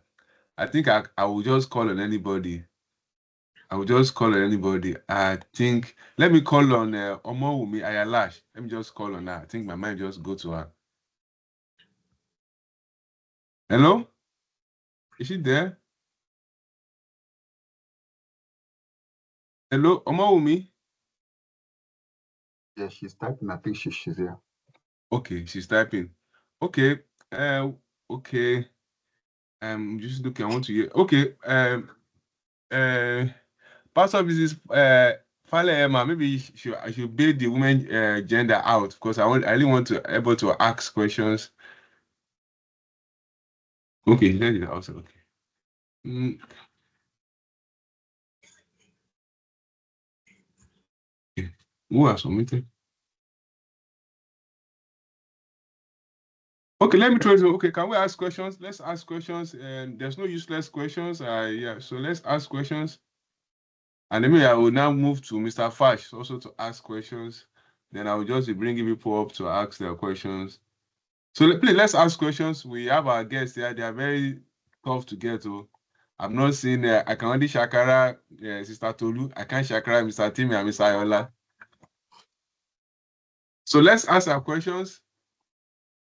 I think if we don't have any other question, perhaps people have taken it so well.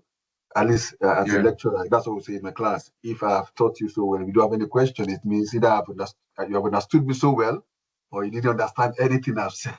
So it's either one of those. I'm good enough that this is being recorded, so I believe we'll be able to have opportunity of revisiting and try to. Oh, so okay, people are already raising their up. Someone has a question, I think. Okay, please. I think 3 of them. They have wow, they have ginger. Okay. Yeah. Who is okay? Oma will go first. Then okay. Start to you also raise your hand or what? You ask question too. Okay. Thank you. I actually do not have a question, but I'm just very excited that I could join this. I joined very, very late. Tolu, I've been following your story. I didn't meet you while you're in Aberdeen, but I really admire you. I'm a secret admirer. Well done. And thank you. I missed Mr. Temi's session, but I joined halfway into Ayoola's session as well. Ayoola's session made me very excited because it's something I'm working on here in Scotland. And so I will talk to you later about that. It's Great. quite amazing, this journey of entrepreneurship, to be honest. It can be quite lonely. And Tolu said something about having positive people, and that's resonated so much with me. You know, sometimes you have an idea, you would want to push it, you might not even see anybody to believe in it, and you'd be like, okay, is my idea this bad? I've been through those stages, you know, and all of that, and I just wanted to say thank you for pushing and bringing forth your idea. It gives people like me more more I don't know how to say it. I can push and go forward because I've seen people push and go forward. So please don't stop doing what you're doing. Keep on making impact, because that is what I'm all about as well. As long as you can make positive impact, you touch people's lives with things you do, that means you're actually achieving purpose in life and doing something. So well done to all of you. Well done. Thank you. Yeah. Mr. Temi, now I'm going to collect equity. I'm going to collect equity from Mr. Ayoola and Omaumi because I've heard about the idea. I'm only joking. So, Sorry, I who is wanted to say something. Okay, Yeah, so just to Omaumi's point. So I also started, like I said, when the facts changed, I changed my mind. I registered the company in February, and the business that I had then, or the idea that I had then, was for in cybersecurity, in the identity management space, because I saw a problem. But as I journeyed in sense checking and validating and asking and just finding out that, you know, it's just not something that is very sweet in my head, but it's not something that is doable. I had several meetings, but there were a lot of roadblocks, right? There were a lot of roadblocks where I was not getting, I was knocking on the doors, but the doors were not opening. People that I needed to talk to were very evasive, and it had a lot to do with the government. And, you know, I just bounced the ideas by someone that's very, very positive, very logical and straightforward. The feedback she gave, just like almost like I was in a bubble, and it just busted again. The facts just changed then, and I just moved forward, and I just had to leave that idea there. However, with that came a more we find perspective, like Ayoola said, on the fact that even though it's a good idea, is very lofty and all, I'm not the user. Yes, it would affect me, it would impact me, but I'm not going to be I don't want to have only Tolu using the platform, because Tolu, I don't need to do anything to Tolu for Tolu to use the platform. I don't need to make it. I'm like, I'll be saying yes to everything and no to everything. But again, I needed to run it by several other people. Fortunately for me, I have a husband that is like this. So when I'm very hyper and dramatic, and he levels it and gives me that accounting perspective on things. So like he said, even though you are not about the money, you're looking for how to put impact. My husband gave me, I don't think his own is mom's test, because he didn't tell me yes, he didn't tell me, I think maybe dad test, I don't know what to call that. So I mean, he just logically told me what I needed to do from a financial perspective. And so after that meeting, which was random, I now had a further meeting with someone else, and the person was asking me about financial, but because I already had that conversation with my husband, which was a very uncomfortable conversation, because he was asking me real questions about money. How do you want to make money? What do you think an investor will be looking for? I could, from a point of information, answer that question. And it felt like I'd been researching it for a long time, but no, it was because I had a conversation with someone that gave me feedback that I did not feel bad about, but I used that to make decisions. So I put the numbers in my head so that the next person I was speaking to was very helpful, and I was seen to be knowledgeable. Just wanted to add that. Thank you so much. So I will only entertain 3 more questions. Then each of the guest speakers will give final words or final charge for the for this student. We better go for this hackathon. So Olumide show there, yeah. Yeah. Okay. Thank you, sir. Okay. Good evening, everyone. Thank you once again for this insightful session. Yes, I'm Olumide Shode, currently studying entrepreneurship and innovation at the University of Edinburgh. I'm also building my startup called Alert, which is, think of it as your 911 for road emergencies. Your 911 for road emergencies in Nigeria. So basically, my question here goes to Mr. Temi, Ayoola, and Mrs. Tolu. So as a founder, you've seen a problem in the society, and you're trying to build a solution around it. And thankfully, everyone has said that, the entrepreneurship journey is actually like, it's a journey, and it can be a very stressful one. But I would want to ask, have you ever gotten to that point where you are feeling burnt out or close to feeling burnt out? And if you have, how are you able to manage that or cope with it or get away from that state of mind? Thank you.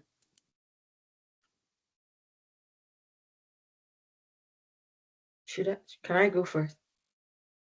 Okay. Anyway, yeah. All right. Yes. So, I mean, I think my journey is maybe almost like the shortest, right? However, yes, I have felt burnt out from some feedback that, maybe in like 1 week you get consecutive feedback of unfortunately, and I'm like, what? Gosh, like what else are they looking for? Or, but again, I've realized that at that point in time, that feedback, I took the feedback, I took the positives in the feedback, and I used that to move forward.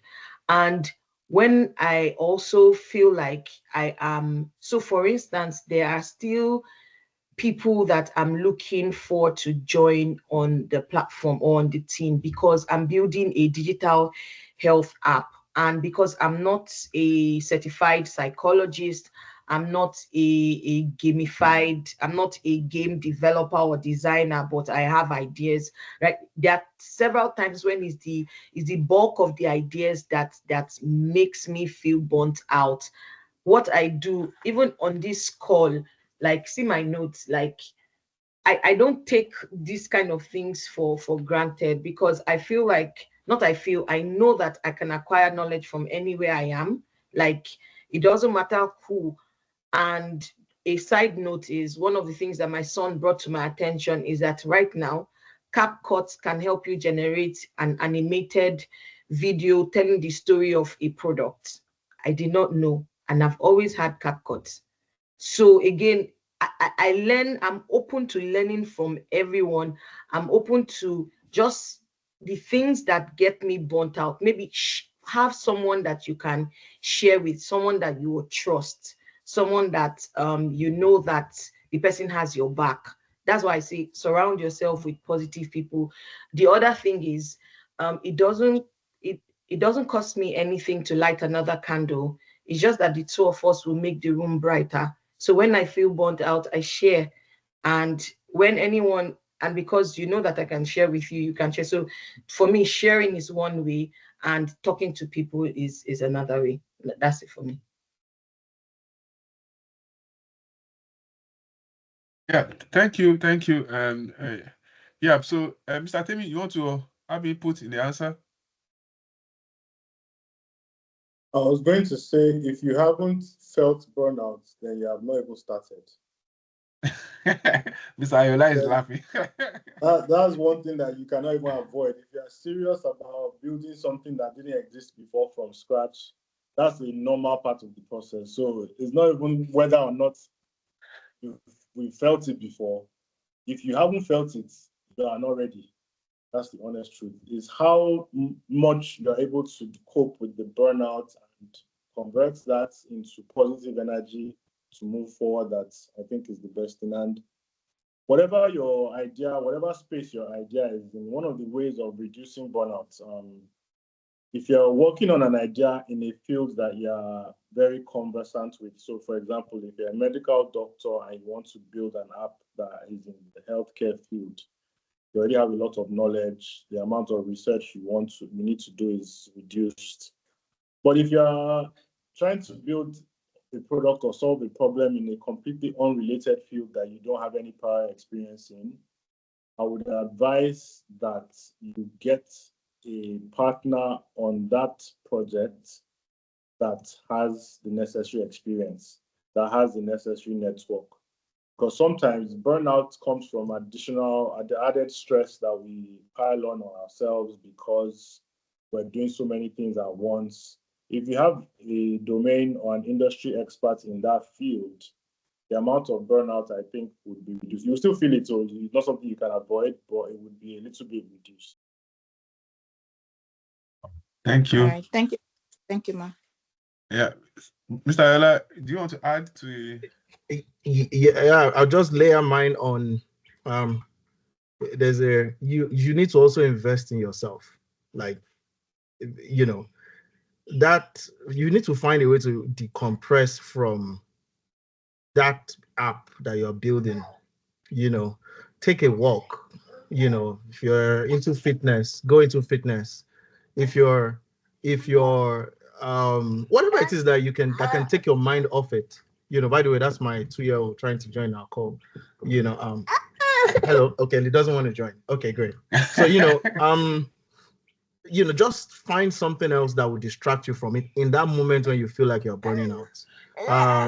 Speak to people. Tolu already talked about that. Collaborate with people that you don't, that don't share your own expertise. Temi already spoke about that. At the end of the day, you will figure out how to get it done. Thank you so much. Yeah, so thank you. So I also heard that, I don't know whether I would have said that, join a community. I don't know, but I think we don't have too much of that in Scotland. But what I saw, I don't know whether Temi also saw that in Silicon Valley, they have too many specialized meetups, AI and blockchain meetups, health tech meetups, clinical meetup. They have 2 specialized meetups, such a way that they form that community themselves. Like if you are building something on health tech now, surround yourself with those guys, with those folks. If you are building something on fintech, by the time you guys meet, and one of the things about some of these meetups, they don't always talk about the technical things alone. They always talk about soft part of it, mental health, all of that, and all of that. So I think maybe UK is not strong with that because that's Silicon Valley. They have event for anything. They have events for anything, that place. Events for anything, and events can be able to be too much. So let's have 2 more questions. But thank you very much for that, and for you joining our call from Edinburgh. Thank you so much. It must have been Mr. Fad that brought you, but thank you so much. So can we ask 2 more questions so that, because we're supposed to have keep to time, but can we have 2 more questions? 2 more questions. Mr. Obichi also, I don't know whether I've met this person before. Can we have 2 more questions so that we can go? I didn't want to ask any questions, but I just so if Dr. Shim, there's a question on the okay, what's the question? So what advice would you give someone without a definite product nor sound IT skills? Where is the question now? What advice will you give someone without a definite product nor skills? So yeah, I throw it open to my guys here on this panel. I feel let me take the pleasure of answering this one immediately, because I kid you not, I am tech savvy, maybe more tech savvy than a lot of people, but I don't consider myself as someone that has sound IT skills. You know, and I want to believe by IT skills, you mean being able to code, you know, being able to like be that software developer, right? I think Tolu already touched on the most crucial thing that you would need in your journey, and that is curiosity. You know, if you continue to fuel your own curiosity, your imagination, you will surprise yourself at what you can imagine. And when you after you imagine it, you will now also understand that this thing that you've imagined, you can't build it alone, right? And I even think this is like the best time to be a developer, to be someone, a tech entrepreneur, if you may. And the reason why I said that too is, look around you. Almost everything you want to do today can be done by AI now. Take it. Just, you can simply, without your IT skills, without your knowledge of whatnot, you can simply just get into an app and ask the app to build a version of, I mean, you heard Tolu talk about her experience building something, you know, using one of the many tools. I don't even bother myself with tools anymore, because I just go on there. If you Google whatever it is, something will pop up. If you are the curious type, you will find the one that is right for you. You just keep feeling that along the line. Obviously, I'm not downplaying the fact that you need to invest in, you know, knowledge to be able to speak the language, because today I think I speak the language of developers. And if you think I am actually a developer myself, but if I have a vision of what needs to be built, I know what tools to probably use to give me some kind of overview. And then, because the real development, nobody is actually expecting you to do real hardcore development when you're just starting out. Let us not deceive ourselves. You don't have that bandwidth to go do that. You are just wasting your time if you are really going to core development. You are going into the soft level. And that's the most important thing. That's the one that you need to show people, investors, stakeholders, that, oh, I'm trying to build this thing. If they like it enough, they will come and back you. And your life will be easier from there, because you have a lineup of developers working with you. That's my thought. Yeah, thank you. Thank you so much. Anyone to add to it? Anyone to add anything to it? So, okay. Yeah, just wanted to say, not every product is, I mean, technology enhances, but not every product is on technology.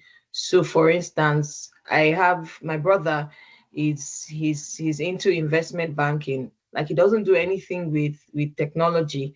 I was just the one saying, okay, so this investment banking, how can I, what do you guys think you need that technology can advance, right? So there are problems all around. Technology can help, can make it better, can make it seamless, can improve the usability. However, problems are not originally technical. So if you have a problem, or if you do not, please just look around you.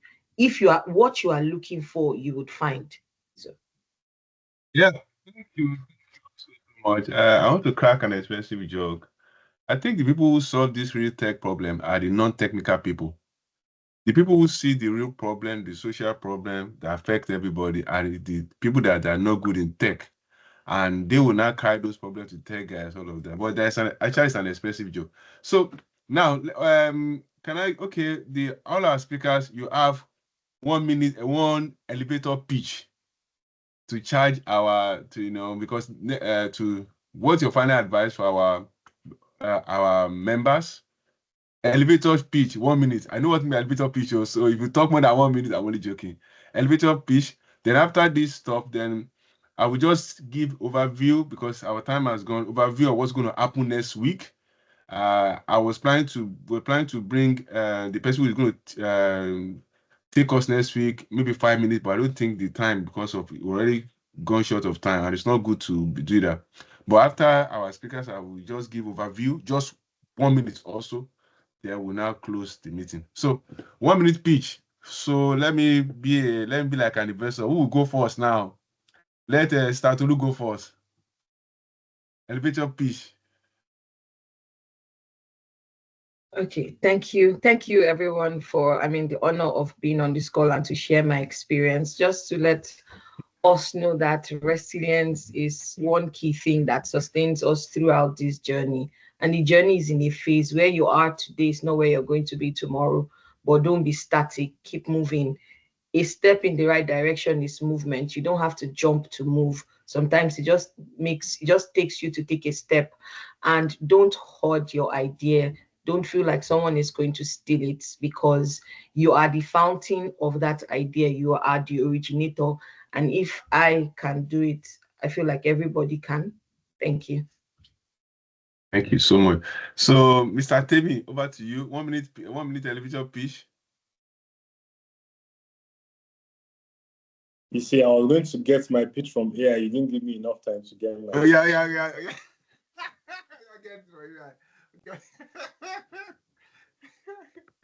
Thank you. Well, it's a good thing that when you're passionate about stuff, you don't really need to practice or learn. What I would just say is we should think big, but be realistic. It's always good to be able to know the reality of the situation, your environment, and the problem. Sometimes we get so caught up in ideas that we're so passionate and should I say sentimental about ideas that we don't take feedback well. We don't want to hear that maybe it's, there's some things that we need to change about the idea. So sometimes people waste time just going on and on doing something that would most likely not work or is not feasible. That's why it's good to verify and validate your ideas and just stay realistic and just not be sentimental, because at the end of the day, sometimes these people are giving feedback for your own good, not because they don't want you to succeed or because they don't like you. You have to be able to take feedback, whether positive, whether negative, and know that one person cannot build a solution. It's not possible, because you cannot know everybody's needs or everybody's angle to the problem. So yes, think big, but be realistic. Thank you.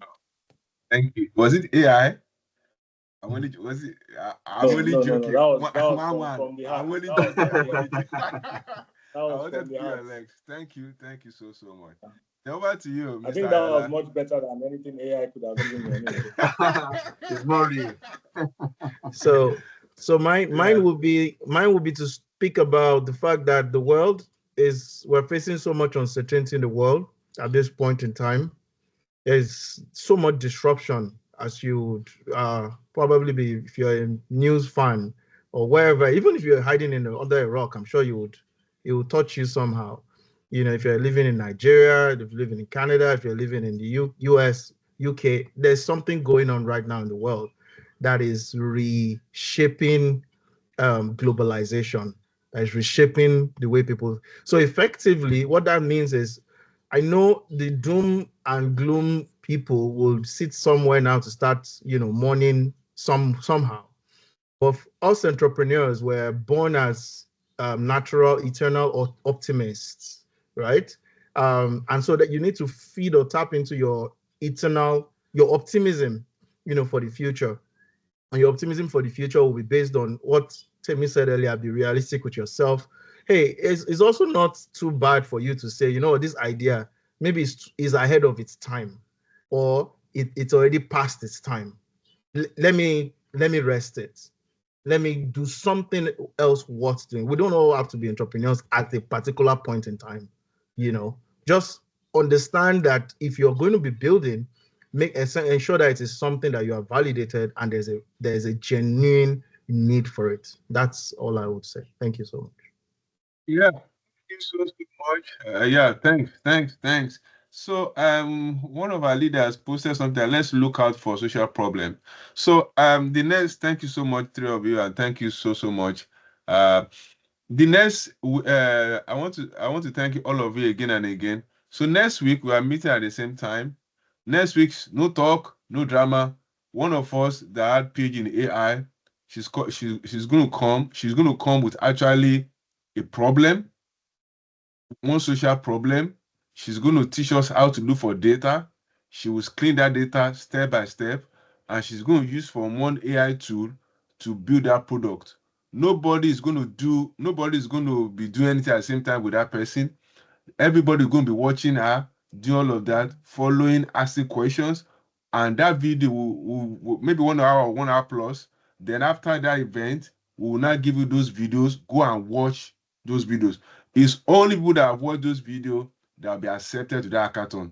Because what will happen on that day of hackathon, after we have meet all of us, do networking, we are going to bring, maybe we'll try and get two investors from London to speak to you guys from London, maybe Atla or something. We'll try to, I'm still expecting response.